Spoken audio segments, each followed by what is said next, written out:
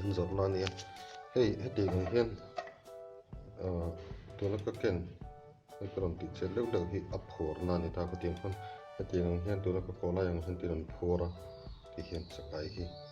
an zuar a bik takin sel soup te sam lu khai ho te hian an zuar na sa ai zo lung lei konga hianin an tina sathina hi chak ai ania tin a dom rei thin turin an tin yang chu ka tumia hnung lama hian chang el korin ti hian an tia a lo dai deuh boka chakai dam rei thei to mi thei hei hi vuin rin ni tlaya kan an lak ania chakai zuar tu tena an zor na bo matanga an peka kha kan phel do ni tu na hian hian phel ta a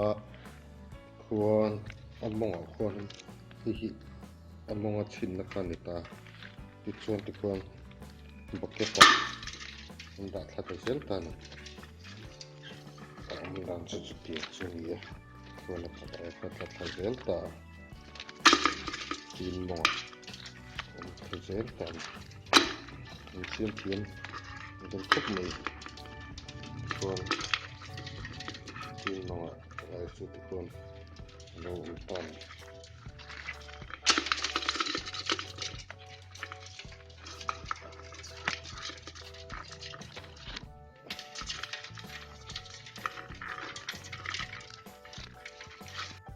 isun chakai chu ti kon bucket ta amonga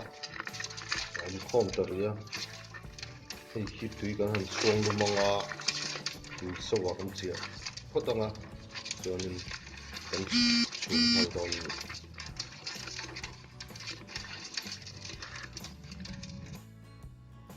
tichuan tui kan chuan kha lo so ta a chuan chakai chu kan thlak ta zel ta ni khan kan chakai chum tur kha tui sowa kan thlak ta a kan thlak ta zel ani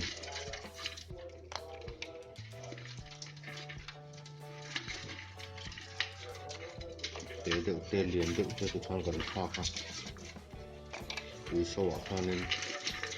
an thing hal zel ani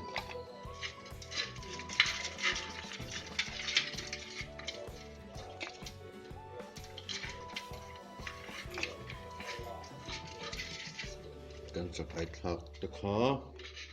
khan tui sa kan chia ta ti hian kan chum min don ani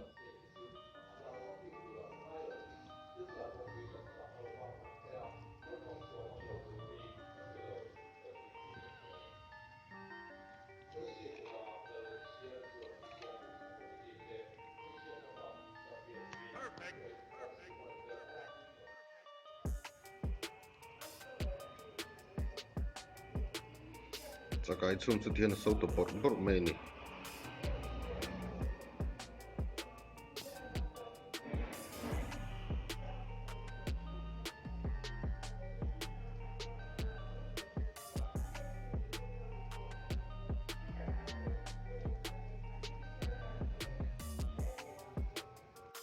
chuan chakai chu minute som atanga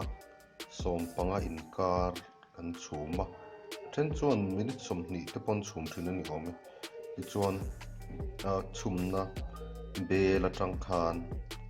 kan la chuak kha plate a kan chuak ta kan da ta ati hian chakai chu ei turin pe ani ta min ta ni